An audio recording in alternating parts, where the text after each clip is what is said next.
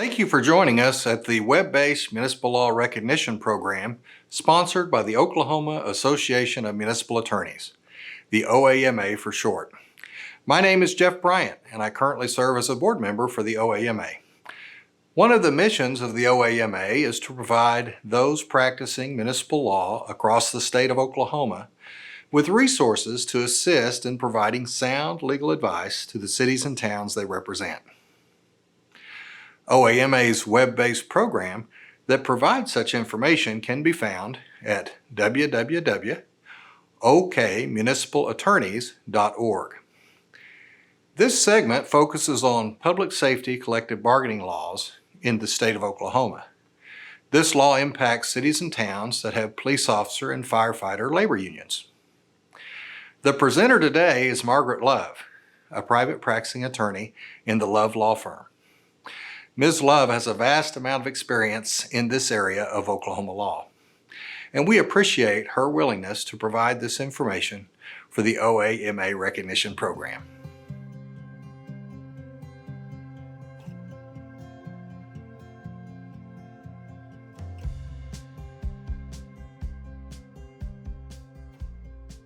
Hello, my name is Margaret Love, and our topic today is municipal collective bargaining under the Oklahoma Fire and Police Arbitration Act. Any municipality that has at least 3 permanent full-time employees may be required to bargain with either a police union or a fire union. I stress the word permanent full-time because volunteer employees are not covered by the Fire and Police Arbitration Act. Therefore, those of you who live in counties where you have primarily volunteer fire departments, you don't have to worry about it for the fire department. You'll not find the definition of permanent full-time in the Fire and Police Arbitration Act. You need to look at the fire and police pension systems. So it defines permanent as non-probationary. Now, a city or town can opt to put their probationary employees into the collective bargaining agreement. They simply are not required to do so. Up until about 5 years ago, we knew how unions would be certified and decertified under the Fire and Police Arbitration Act, because 51-102 of Title 11 had the Public Employees Relations Board, which was a state agency, and they were charged with the duty to both certify and decertified unions. PERB was sunsetted, and the unions tried to reinstate it. The last effort was vetoed by Governor Mary Fallin, so PERB actually went into the sunset permanently. In the legislative session of 2021, the legislature passed an amendment to 51-103 of Title 11 to set up a mechanism for certifying either new unions or a challenge to one union by another union. It provides that the city and the unions are to mutually agree on a voting procedure, and then if they cannot agree, the American Arbitration Association, AAA, will come in and conduct the election, and the parties will share the expense. So let's assume you either have a union or you have a brand new union. One of the key things to consider is that cities and towns must bargain on hours, wages, and other terms and conditions of employment. Well, terms and conditions of employment is a very vague statement, and therefore there's been a lot of litigation of what is in fact a matter of mandatory bargaining. I would stress that you pay particular attention to the words you use. The more narrow you have the words, in some cases, for example, in health insurance saying we're simply going to provide what we give to all other employees, the better off it is. On the other hand, on management rights, you want to have really broad language so you can argue that it's already been a bargain for issue. The second thing to remember is if you are going to be bargaining on money, and everything virtually in a collective bargaining agreement has some component of money, the union is required to request bargaining 120 days prior to the last day upon which funds can be appropriated for a particular fiscal or calendar year, depending on which one you use. You have to then go to the Municipal Budget Act at 11 OS Section 17-201 and following to find out what that is. And under the Municipal Budget Act, as you know, your budget must be approved 7 days prior to the beginning of either your fiscal year, July 1, or your calendar year, January 1. So you take 7 days off and then count back 120 days. If the union fails to give you written notice of a request to bargain within that 120-day window, you have no obligation to bargain on monetary issues. You can, of course, elect to do so, but I would suggest that you ask your legislative body what it prefers to be done. There is a concept called interest arbitration. If you are unable to reach a collective bargaining agreement within 30 days after the first meeting and at least after 2 meetings, either party may at that time elect to invoke what's called impasse. You don't have to, you can continue to bargain, and indeed, even if you declare impasse, you must continue to bargain in good faith. Interest arbitration is a 3-person panel. The union picks their interest arbitrator, the city picks its interest arbitrator, and in theory, they pick a neutral, which never occurs. Therefore, under the Fire and Police Arbitration Act, you send for a list of 5 arbitrators from the Federal Mediation and Conciliation Service.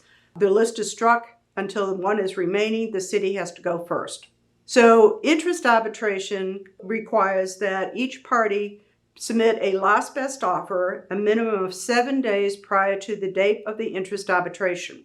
It is very important that you put in your last best offer everything you want, but it's equally important that you can't put in your last best offer something that you've not put on the table. It is also important to remember that the interest arbitration panel, which obviously is always a 2-to-1 vote, can only pick one or the other. In other words, it has to either select the union's package in toto or it selects the city's in toto. But it can't cherry pick and say, I like this component of that proposal and that component of the city's proposal.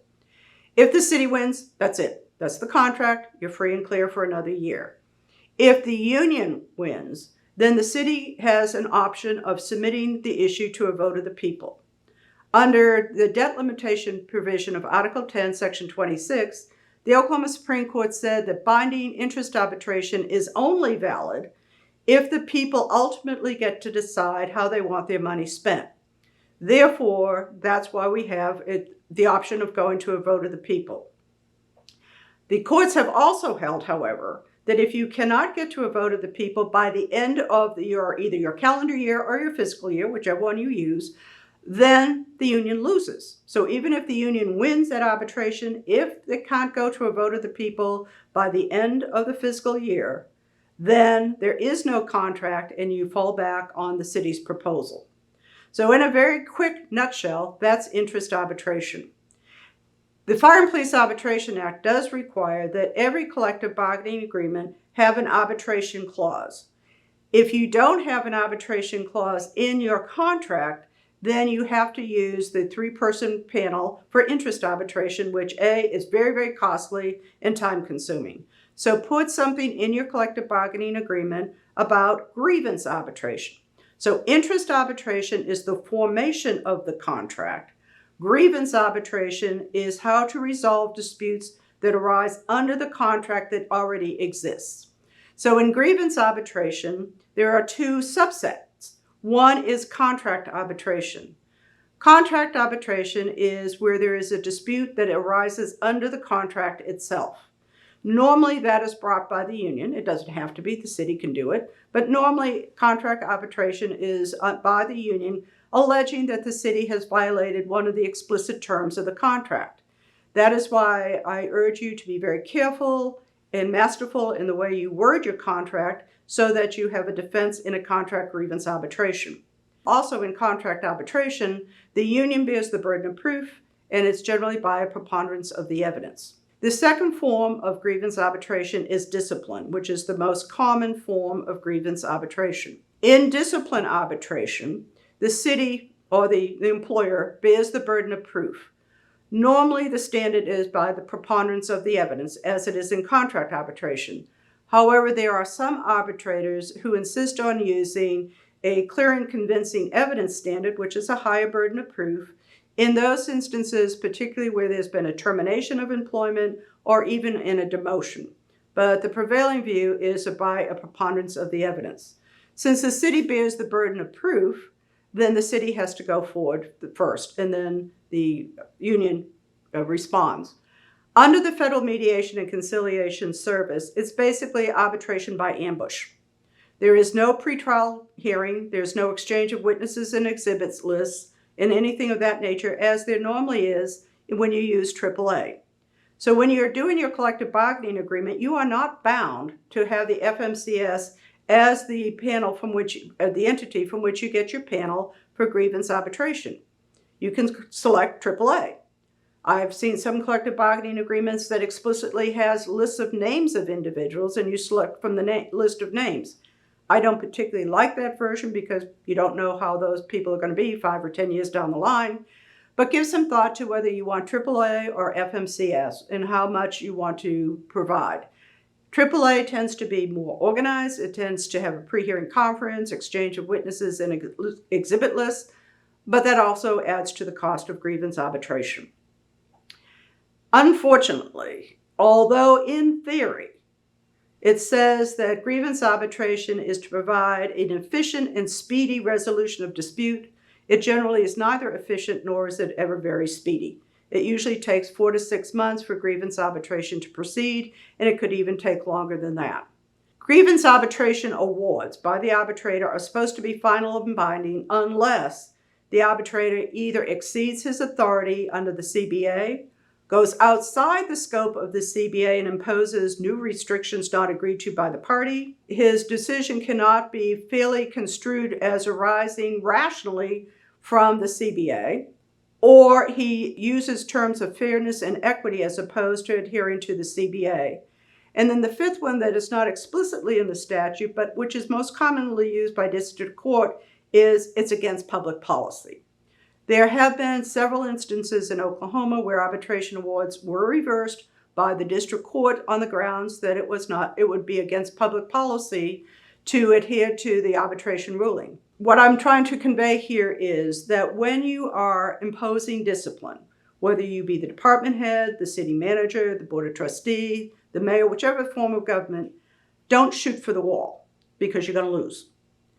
Even if you believe that termination is appropriate, give some consideration to whether there is other alternates available that will resolve the issue and address the problem of a inappropriate action or even an illegal action by a police officer.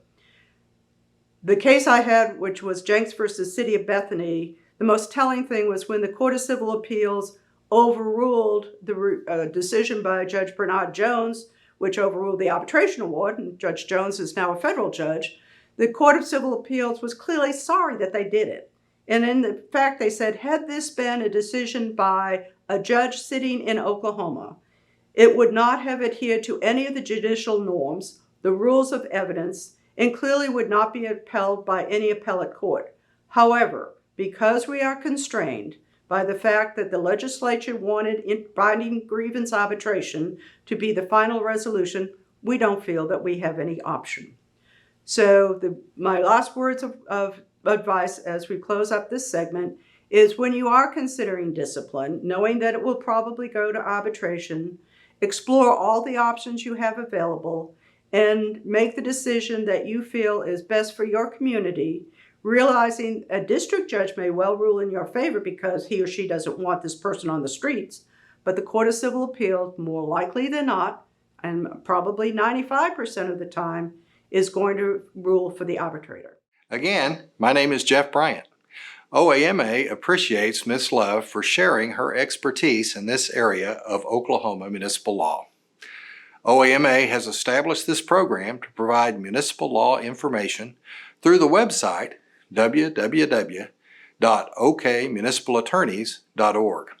Listed there on that website are the names and contact information of OAMA board members and partner organizations such as Oklahoma Municipal League, OML, and the Oklahoma Municipal Assurance Group, OMAG.